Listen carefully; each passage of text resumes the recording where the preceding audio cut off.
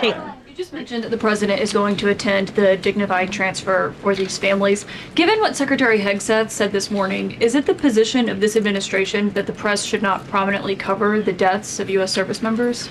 No, it's the position of this administration that the press in this room and the press across the country should accurately report on the success of Operation Epic Fury and the damage it is doing to the rogue Iranian regime that has threatened the lives of every single American in this room. If the Iranian regime had their choice, they would kill every single person in this room. And so we can all be very grateful that we have an administration and that we have men and women in our armed forces who are willing to sacrifice their own lives for the rest of us in this room and for every American across the country and for every troop that is based in the Middle East. That's what these... Hegseth was complaining that it was front page news about these 6 service members who were killed. That's not what the secretary said, Caitlin, and that's not what the secretary meant, and you know it. You know you are being disingenuous. There is not...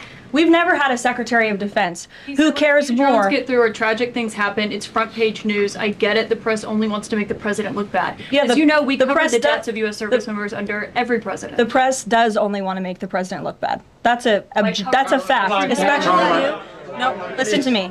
Especially you and especially CNN. And the Secretary of Defense cares deeply about our war fighters and our men and women in uniform. He travels all across this country to meet with them, to connect with them, and your network has hardly ever probably reported on that. You also had the chairman of the Joint Chiefs, Chairman Kane, who's a brave patriot, standing alongside the secretary at the Pentagon this morning, again expressing his condolences to these families. And I just told you that the President of the United States will be attending their dignified transfer. So please, that's not making the president look bad. That's showcasing that. We expect you to cover that as you should. We expect you to cover that as you should, Caitlin. But you and your network know that you take every single thing this administration says and tries to use it to make the president look bad.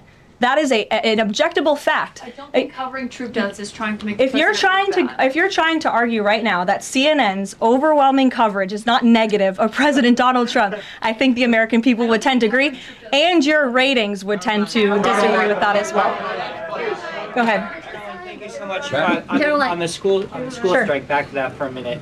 I understand that the U.S. does not target civilian infrastructure. That's what you said.